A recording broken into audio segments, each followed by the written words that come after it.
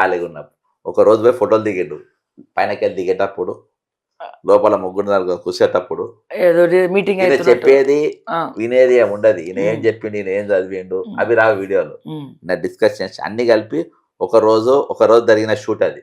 ఆ అంతే. ఫోటోలన్నీ ఒకటేసారి పెట్టుకున్నాం. ఉమ్. సర్టిఫికేట్ కూడా రోజుకో ఫోటో వదిలిండ్రు, కానీ మధ్యలో 1 వీక్ గ్యాప్ వచ్చింది. ఏమైంది 1 వీక్? అదే వారం నీకు రోజులు. అది నేను చెప్తున్నా కదా ఫ్రూట్స్ తిన్నాడు. ఇంకా ఆ ఎంబడి పోయింది కూడా ఫ్రూట్స్ బ్యాచే. అంతే. అదే ఎంబడి ఉన్నది కూడా పండ్ల దుకాణం పోలే. ఆ బ్యాచ్ మా తెలంగాణ ప్రజలకు ఐడియా ఉన్నది. అదే ఆ బ్యాచే ఎంబడి పోయినరు. ఆ, వాళ్ళే ఉన్నారు, ఆ, ఇంకా ఎవరు లేరు. ఒక ఆఫీసర్ లేరు, ఒక ఐపీఎస్ లేరు, ఒక నీళ్ళు లేరు, వాళ్ళు లేరు.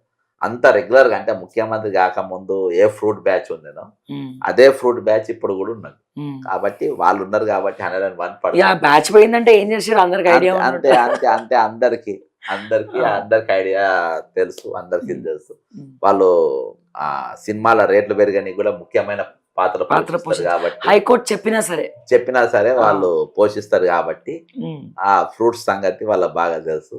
అది అడగాలి మరి, రోహిన్ రెడ్డికి ఫోన్ చేసి అడిగితే. అరే మళ్ళా పేరు